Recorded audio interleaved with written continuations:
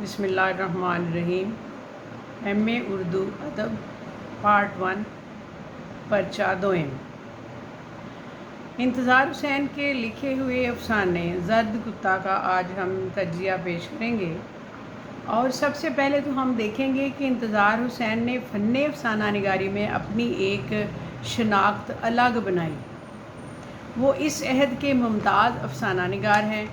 انہوں نے زیادہ تر داستانوی طرز، قرآنی حکایات، متھ کے طریقہ کار کو اپنایا اور کامیاب افسانے تحریر کیے ہیں، جن میں ایک زرد کتا بھی شامل ہے۔ یہ ایک علامتی افسانہ ہے، سماج میں ہونے والی تبدیلیوں کو پر اثر انداز میں پیش کیا ہے۔ زرد کتا میں نفس امارہ کا مارا ہوا آدمی زرد کتے کی پناہ میں آ کر شرف انسانیت سے گر جاتا ہے۔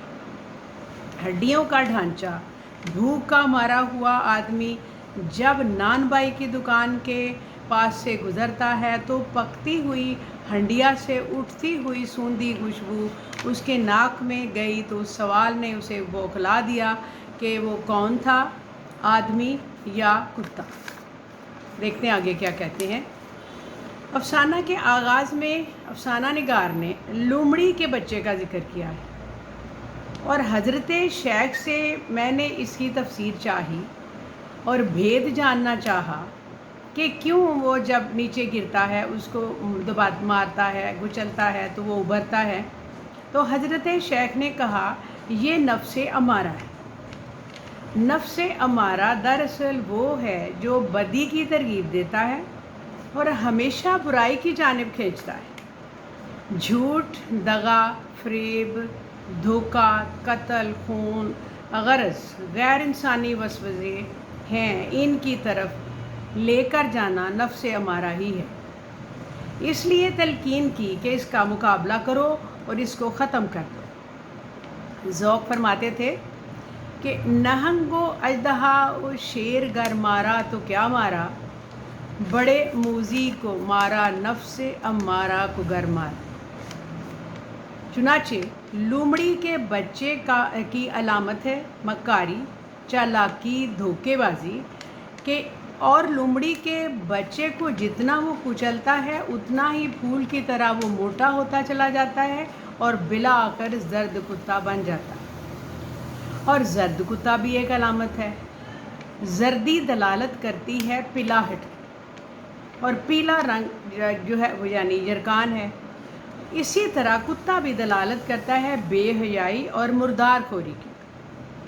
اس زرد کتے کے حوالے سے انتظار حسین نے آج کے معاشرے کی عکاسی کی ہے، جس سے یہ تلقین ملتی ہے کہ وہ اپنے آپ کو معاشرے کی بے حیائیوں اور برائیوں سے بچائے۔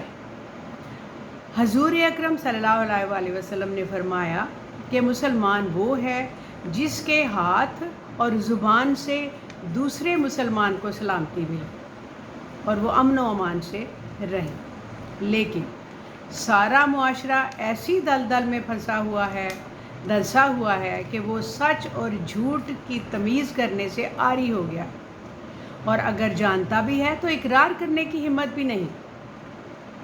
قرآن پاک میں جتنے انبیاء کا ذکر آیا ہے وہ تمام ایشیا ہی میں وارد ہوئے ہیں، نازل ہوئے ہیں۔ اسی لیے روحانیت کا منبع یہاں ہی ٹھہرتا ہے، اور اس کے برخلاف جو مغرب ہے وہ مادیت سے تعبیر کیا جاتا ہے۔ اب زرد کتا کی علامت بتاتے ہوئے انتظار حسین نے پورے معاشرے کی نبض پر ہاتھ رکھ دیا ہے اور حکایتی انداز میں پر تاثیر الفاظ میں بیان کیا ہے۔ مکالمہ ہے: یا شیخ، زرد کتا کیا ہے؟ فرمایا، زرد کتا تیرا نفس ہے۔ میں نے پوچھا، یا شیخ، نفس کیا ہے؟ فرمایا، طمع دنیا پستی ہے۔ میں نے پوچھا، یا شیخ، پستی کیا ہے؟ فرمایا، علم کا فقدان۔ میں نے پوچھا، علم کا فقدان کیا ہے؟ فرمایا، دانش مندوں کی بہتات۔ یہاں اس کیفیت کو سمجھانے کے لیے افسانہ نگار نے حکایتوں کا سہارا لیا اور جامع انداز میں پیش کیا کہ جو آج کے ہمارے معاشرے میں گویا ایک ناسور بنے ہوئے ہیں، ان چیزوں کو انہوں نے اس میں پیش کیا۔ انہوں نے ایک حکایت میں اس طرح سے بیان کیا کہ پرانے زمانے میں ایک بادشاہ تھا، بہت ہی سخی تھا، اور ایک روز اس کے دربار میں ایک دانش مند جو تھا وہ آیا، حاضر ہوا، اور اس نے کہا کہ عرض کیا کہ جہاں پناہ دانش مندوں کی بھی قدر ہونی چاہیے۔ بادشاہ نے اسے خلت اور اشرفیوں سے نوازا اور بصد عزت و احترام رخصت کیا۔ اس خبر نے اشتہار پایا۔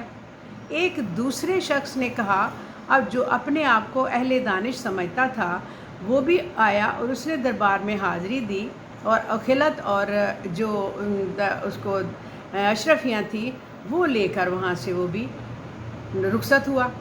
اب دیکھتے ہیں کہ کیا ہوتا ہے۔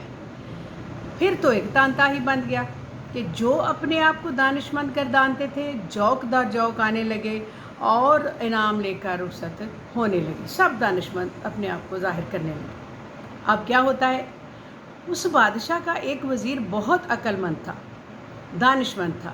اس نے ان دانش مندوں کی ریل پیل دیکھی تو ایک دوسرے دربار میں ٹھنڈی آہ بھری بادشاہ کے سامنے۔ بادشاہ نے اس کی طرف نظر کی اور پوچھا کہ تو نے اس قدر ٹھنڈی سانس کیوں بھری، کس وجہ سے؟ اس نے بادشاہ نے ہاتھ جوڑ کر عرض کی، جہاں پناہ جان کی امان پاؤں تو عرض کروں۔ فرمایا، امان ملی۔ تب اس نے عرض کیا کہ خدا بند نعمت، تیری سلطنت دانش مندوں سے خالی ہے۔ بادشاہ نے کہا، کمال تعجب ہے، تو روزانہ دانش مندوں کو یہاں آتے انعامات پاتے دیکھتا ہے اور پھر بھی کہتا ہے کہ دانش مند نہیں ہے۔ عقل مند وزیر نے جواب دیا کہ اے آقائے نعمت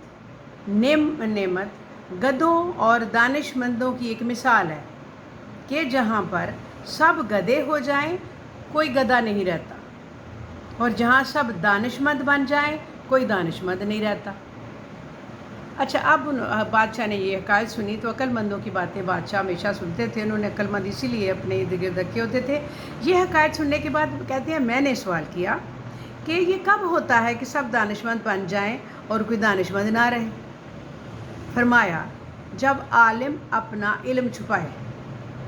سوال کیا، یا شیخ عالم اپنا علم کب چھپاتا ہے؟ فرمایا، جب جاہل عالم اور عالم جاہل بن جائے۔ سوال کیا، جاہل عالم کب بنتا ہے، کب قرار پاتا ہے؟ جواب میں آپ نے ایک اور حکایت جو تھی وہ پیش کی۔ کہتے ہیں کہ ایک نامور عالم تنگ دستی سے بہت ستایا، تنگ دستی نے، تو اس نے ہجرت کرنے کی کوشش کی اور ایک اور شہر میں جانے کا ارادہ کیا، اور وہاں جانے سے پہلے وہاں ایک بزرگ رہتے تھے، اس کو انہوں نے اطلاع دی اور انہیں پتہ چلا کہ ایک اس طرح کا دانش مند جو ہے وہ آنے والا ہے۔ تو انہوں نے اپنے شہر کے اکابرین کو اطلاع دی کہ فلاں دن فلاں گھڑی فلاں ٹائم پہ وقت پہ ایک عالم جو ہے نا وہ شہر میں وارد ہوگا، اور اس کی خاطر تواضع کرنا، اور خود سفر پر روانہ ہو گئے یہ کہہ کر۔ اب اکابرین شہر مقررہ وقت پر بندرگاہ پر پہنچے کیونکہ وہ بحری جہاز سے آ رہے تھے۔ اچھا، اس وقت جہاز آ کر رکا۔ اس جہاز میں پر ہی وہ عالم جو سے وہ سفر کر رہے تھے، مگر ایک موچی بھی ان کا ہم سفر بن گیا تھا، اور جو موچی تھا وہ بڑا ہی چالاک اور بہت زیادہ عجیب مزاج کا، کاہل قسم کے مزاج کا بندہ تھا۔ اس نے اسی عالم آدمی کو دیکھا تو سیدھا سادہ پایا تو اپنا ساز و سامان ان پر لاد دیا اور خود چھڑی چھانٹ ہو گیا، کیونکہ کاہل بہت زیادہ تھا، کھا نہیں سکتا تھا کچھ بھی۔ اور جب جہاز سے دونوں اترے تو عالم نے ٹاٹ کے کرتے میں ملبوس جوتیاں بنانے کا سامان اٹھایا ہوا تھا، اور جو سامان سے لدا پھندا تھا اس پر کسی نے توجہ بھی نہ دی، اور جو موچی تھا اس کو عزت و احترام سے اتارا اور ہمراہ لے گئے۔ اچھا، اب کچھ دنوں کے بعد وہ جو بزرگ تھے نا وہ واپس شہر آ گئے، وہ سفر سے واپس آ گئے۔ انہوں نے آتے راستے ہی میں دیکھا کہ سڑک کے کنارے ایک شخص جس کے چہرے پر علم و دانش کا نور عیاں ہے، جوتیاں گانٹھ رہا ہے۔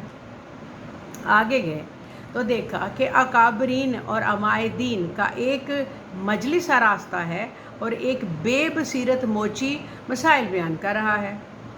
یہ دیکھ کر وہ بزرگ سر سے پاؤں تک کانپ گئے اور بولے، اے شہر تیرا برا ہو، تو نے عالموں کو موچی اور موچیوں کو عالم بنا دی، پھر خود بھی جوتیاں گانٹھنے کا ساز و سامان خریدا اور اس عالم کے قریب ایک دوسری گلی میں بیٹھ کر جوتے گانٹنے شروع کر دیے۔ یہ حقائق کہتے ہیں میں نے سنی تو سوال کیا، یا شیخ عالم کی پہچان کیا ہے؟ فرمایا اس میں طمع نہ ہو۔ عرض کیا طمع دنیا کب پیدا ہوتی ہے؟ عرض کیا جب علم گھٹتا ہے، اور جب درویش سوال کرے اور علم کب گھٹتا ہے تو فرماتے ہیں جب درویش سوال کرے، شاعر غرض رکھے اور دیوانہ ہوش مند ہو جائے، عالم تاجر بن جائے اور دانش مند منافع کمائے۔ یہ ساری باتیں انہوں نے بتا کر عالم اور فاضل کے بارے میں یہ چیزیں ساری ان کے سامنے پیش کی۔ غرض پورے افسانے میں گویا آج کا انسان نفس امارہ میں غلطاں نظر آتا ہے اور اسی میں رل رہا ہے۔ اگر وہ کوشش کرے تو نفس امارہ سے نکل کر نفس لوامیہ میں داخل ہو سکتا ہے اور پھر ترقی کرتا ہوا نفس مطمئنہ حاصل کر لیتا ہے، اور جو انسانیت کی معراج ہے۔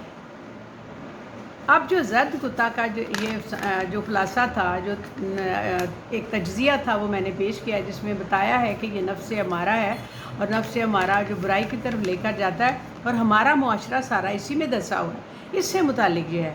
اب آپ کے لیے کیا ہے، جس طرح افسانہ پڑھیں اور سمجھیں، اسی طرح اس لیکچر کو سنیں اور سمجھیں، غور کریں، آپ کو یقیناً اس کی سمجھ آئے گی۔ اور کچھ اسٹوڈنٹس تو ہمارے ایسے ہیں کہ جب پہلا اس کا سینٹینس ہے نا کہ اس کے منہ سے حلق سے نکلی ایک لومڑی کا بچہ نیچے گرا، اس کو کچلا، وہ پھر پھولتا چلا گیا، اس چیز سے گھبرا کے آگے چلتے ہی نہیں، کہتے ہیں بس ختم، یہ تو پتہ نہیں کیا ہے، سمجھ ہی نہیں ہے۔ بہرحال آگے چلیں گے تو اور بھی بڑی اچھی حکایتیں انہوں نے دانش مندوں، عقل مندوں کے لیے پیش کی ہیں، سب کے لیے، جو ان کو پڑھیں، سنیں اور محسوس کریں کہ ہم لوگ خود اسی دور میں سے گزر رہے ہیں جس میں یہ ہے۔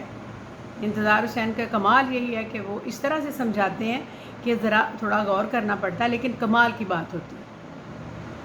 لہٰذا یہ تھا اس کا تجزیہ، اور اس کو لنک کیجئے، شیئر کیجئے، سبسکرائب کیجئے۔ السلام علیکم۔